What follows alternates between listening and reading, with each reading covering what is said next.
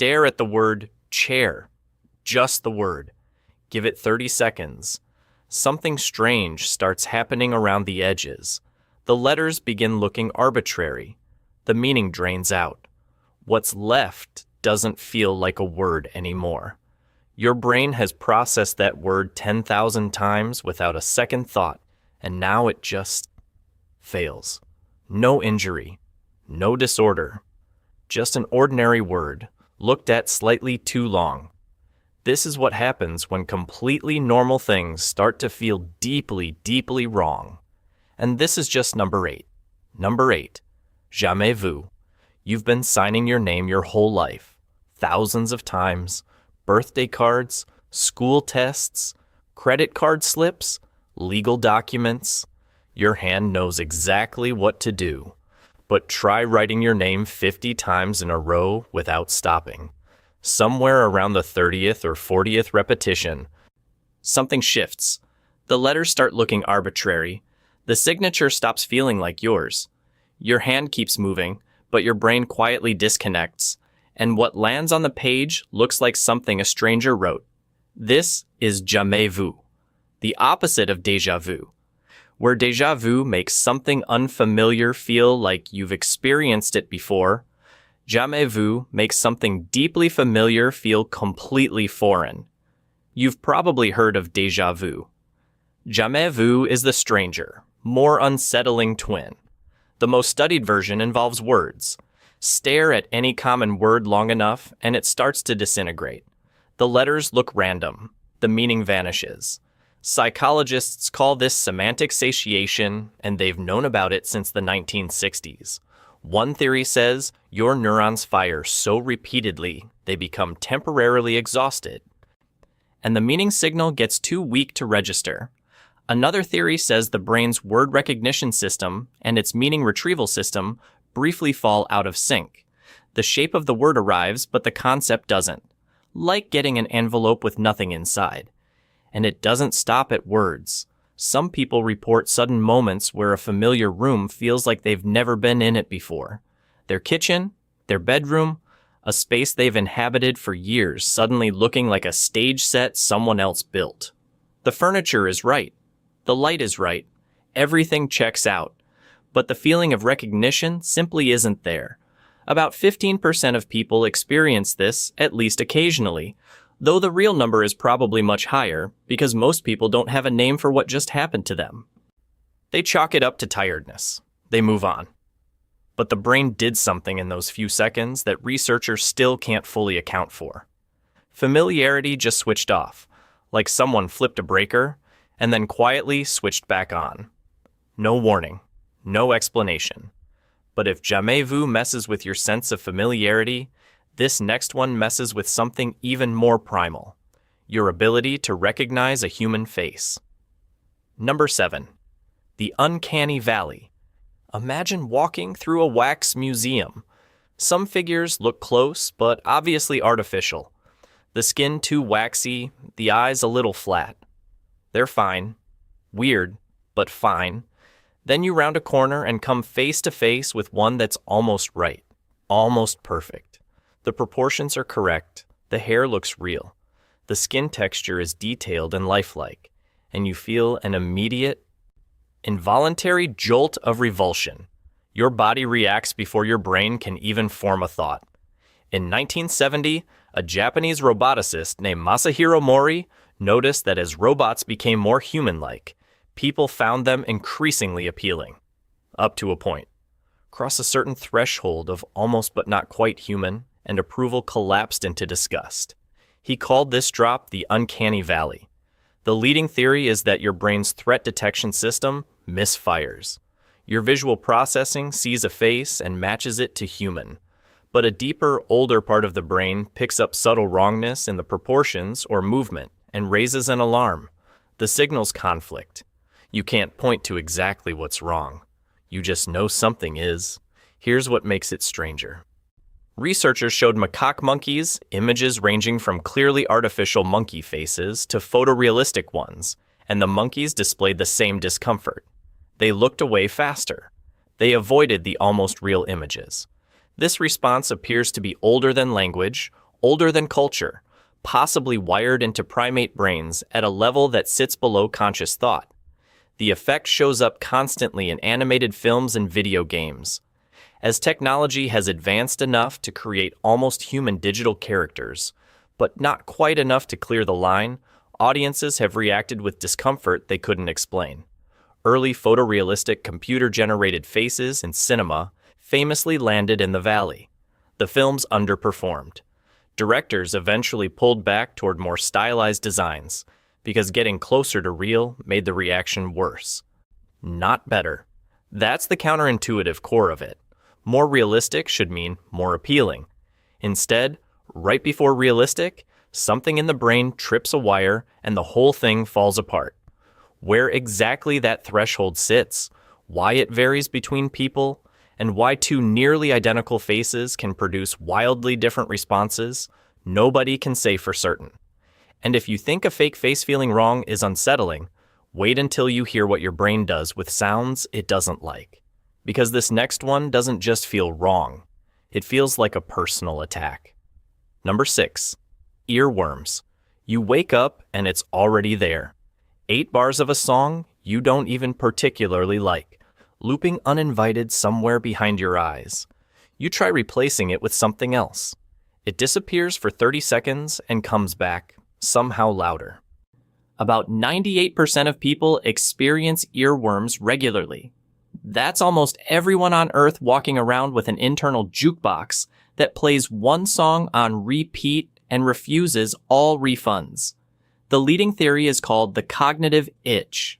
Certain melodic patterns create an incomplete loop in your auditory processing system. Your brain keeps replaying the fragment trying to resolve it, the same way you can't stop running your tongue across a rough tooth. But that only explains why loops form in the first place. It doesn't explain why certain songs trigger them far more often than others, or why a 3-second jingle from a commercial you saw once lodges more stubbornly than music you actually love and listen to on purpose. Another theory points to involuntary musical imagery. Sound processing systems latching onto a recent fragment and running it in the background, like a browser tab you can't find and can't close. Emotional charge and recent exposure both increase the odds. But the real question nobody has answered is why some people carry earworms for days, while others shake them loose in minutes. Same song, same exposure. Completely different outcomes. One study found that people who listen to music more frequently get earworms more often, which makes sense, but also that musicians get them worse than non-musicians. The very expertise that should give you more control over music in your head actually makes you more vulnerable to it. Your brain picks a track, hits repeat, and the more musical training you have, the harder it is to turn off. Good luck with that. Now earworms hijack your hearing. But this next phenomenon hijacks something far more personal, your sense of where your own body ends. Number 5. The rubber hand illusion. Place your left hand flat on a table. Someone positions a realistic rubber hand next to it and covers your real hand so you can't see it. 2 brushes stroke both hands in perfect synchrony. Within 2 minutes, sometimes faster, your brain quietly decides the rubber hand is yours. When a researcher suddenly moves to strike it, you flinch. Your body defends a piece of foam it absolutely knows is not real. Scientists can produce this effect reliably in under 2 minutes, in the vast majority of participants. The brain system for tracking body ownership turns out to be startlingly fragile. It doesn't verify ownership through logic. It verifies it through coincident sensory input. If touch signals and visual signals arrive together, consistently, from the same location, the brain starts assigning that space as self. Stroke the hands out of sync, and the illusion collapses. Keep them synchronized, and the brain quietly annexes the foreign object. Researchers have extended this principle to entire bodies, using virtual reality, producing full-body ownership illusions, where people genuinely feel they inhabit a different physical form. They've put adults into child-sized virtual bodies and measured changes in perception. They've swapped people into bodies of different genders and watched how it shifted their responses. The brain doesn't argue. It doesn't double check. If the sensory math adds up, it just reassigns ownership. Your sense of where your body ends isn't a fixed boundary. It's a running estimate, updated constantly, and it can be silently reassigned in less time than it takes to make a cup of coffee. Nobody knows exactly what the brain does in the moment it decides the rubber hand belongs to you. 1 second it's a prop, the next second it's you. And if someone threatens it, you will flinch to protect a hand you could buy at a Halloween store for $12. But if the brain can be fooled about what your body is, it can also be fooled about what counts as a threat. And this next one turns the most ordinary sound in the world into something unbearable. Number 4, misophonia, the sound of someone chewing. If you tensed up reading those 5 words, you already know what this is about. Misophonia is an intense, completely disproportionate emotional reaction to specific sounds, most commonly eating sounds, but also repetitive tapping, pen clicking, or certain breathing patterns, not mild irritation, immediate anger, panic, or an overwhelming urge to leave the room. The sound of someone eating a snack across a quiet office can feel genuinely unbearable in a way that's almost impossible to explain to someone who doesn't experience it. Brain scans show that people with misophonia have abnormally strong activation in emotional processing regions when they hear their trigger sounds. The brain essentially hardwires a specific class of sounds directly into the threat response system, skipping the step where the input gets evaluated rationally. Heart rate rises, skin conductance increases. This is not about being oversensitive. It is a measurable difference in how the brain routes certain sounds. The part that baffles researchers is the consistency. Chewing and repetitive tapping show up as top triggers across cultures and continents, among people who've never met and have nothing else in common. Whatever this response was originally designed to protect against, it's targeting the same sounds everywhere, and nobody can figure out why those sounds specifically.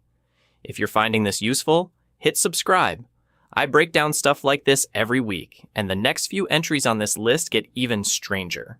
Now, misophonia makes a normal sound feel threatening, but this next one makes your entire reality feel like a copy. Number 3, derealization. You walk into your kitchen, the light is right. The counters are where they've always been. Your coffee mug is exactly where you left it. Everything checks out. And yet the room doesn't feel like yours. It feels like a very accurate reproduction. Like someone built a precise copy of your kitchen and put you inside it, and the original is somewhere else entirely.